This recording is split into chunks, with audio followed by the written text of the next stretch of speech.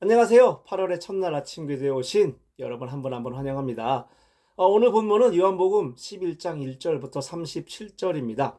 본문은 베다니에 사는 마르다, 마리아, 나사로 이 3남매의 이야기로 시작합니다. 이들은 예수님과 특별한 관계에 있었던 사람들이었던 것 같습니다. 예수님은 이 사람들을 사랑했고 그들도 예수님을 깊이 신뢰했습니다. 그런데 이 3남매의 집에 문제가 생긴 것 같습니다. 오빠 나사로가 병들었습니다. 그 병세는 점점 심각해져 갔습니다. 자매들은 급히 예수님께 사람을 보냅니다. 주님이 사랑하시는 사람이 병들었습니다 라고 말이죠. 그들은 예수님이 이 말을 듣고 곧장 아픈 오빠한테 오셔서 무언가 해주실 것이라는 기대와 믿음이 있었던 것 같습니다. 그런데 예수님의 반응은 너무나 의외였습니다. 예수님이 사랑하는 나사로가 아프다는 소식을 듣고도 예수님은 즉시 가지 않으십니다. 오히려 이해할 수 없는 말을 하십니다. 이 병은 죽을 병이 아니라 하나님의 영광을 위한 것이다 라고 말이죠. 그 위급한 소식을 듣고도 거기에서 이틀이나 더 머무르십니다. 그리고 이틀 뒤 예수님이 이 세 남매의 집에 도착했을 때는 이미 오빠가 죽은 지 나흘이나 지난 때였습니다. 예상보다 늦게 오신 예수님을 보고 마르다도 마리아도 똑같이 말합니다. 주님이 여기 계셨더라면 이라고 말이죠. 이 두 자매의 주님이 여기 계셨더라면 이라는 말 속에는 오빠의 죽음 앞에 여러 가지 감정이 담겨 있습니다.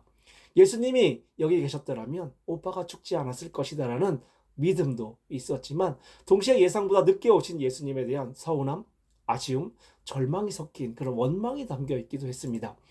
마르다와 마리아는 예수님이 늦었다고 느꼈습니다. 늦게 오신 예수님은 그들에게 위로를 건네는 대신에 또 이해하기 어려운 말씀을 하십니다. 나는 부활이요 생명이다. 나를 믿는 자는 죽어도 살겠고 살아서 나를 믿는 자는 영원히 죽지 않는다. 내가 이것을 믿느냐? 라고 묻습니다. 예수님은 두 자매에게 위로가 아닌 믿음의 도전을 하십니다. 현실의 고통 앞에 묻고 계시죠. 내가 이것을 믿느냐라고 말이죠. 사실 예수님의 이런 태도가 잘 이해가 가지 않습니다. 여러분은 어떠신가요? 어찌 보면 오늘 본문의 마르다와 마리아가 처한 현실에 그런 현실이 우리의 모습과 같지 않나라는 생각을 해봤습니다. 사람들은 이해할 수 없는 고난과 고통 앞에서 질문합니다. 하나님이 정말 살아계시다면 왜 이런 시련과 고통을 허락하시는 걸까? 왜 내가 필요로 할 때 하나님은 도와주지 않는 걸까? 왜 하나님은 우리의 고통 앞에 침묵하는 걸까? 라고 말이죠. 우리는 누구나 내가 원하는 타이밍에 내가 원하는 결과가 나타나기를 원합니다. 우리가 처한 현실이 급박할수록 어려울수록 고통스러울수록 우리는 더 조급해지고 더 절실해지기 마련입니다. 하지만 주님의 때는 우리가 원하고 생각했던 때와 다를 때가 있습니다. 오늘 본문의 두 자매처럼 말이죠. 이런 경험을 하면 참 어렵습니다. 때론 이해하기 힘듭니다. 주님이 계셨더라면 이라는 탄식이 절로 나옵니다.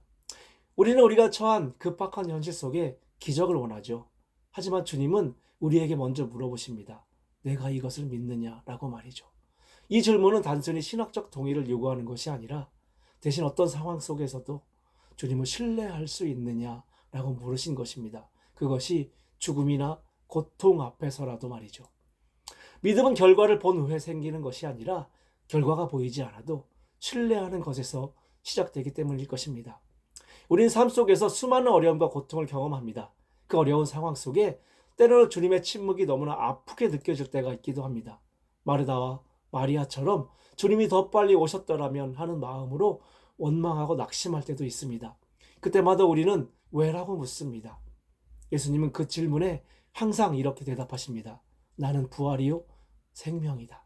내가 이것을 믿느냐라고 말이죠.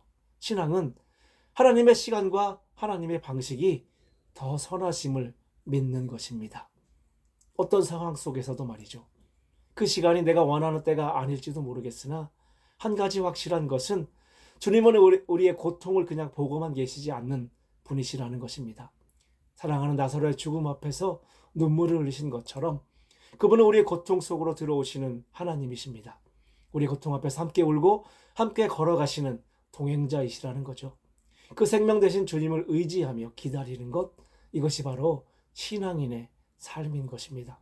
오늘 하루 우리의 고통을 함께 아파하시고 함께 울고 함께 동참하시고 함께 걸어가시는 그 생명 되신 주님을 신뢰하고 의지하면서 승리하는 저와 여러분 또 오늘 하루가 되었으면 좋겠습니다. 감사합니다.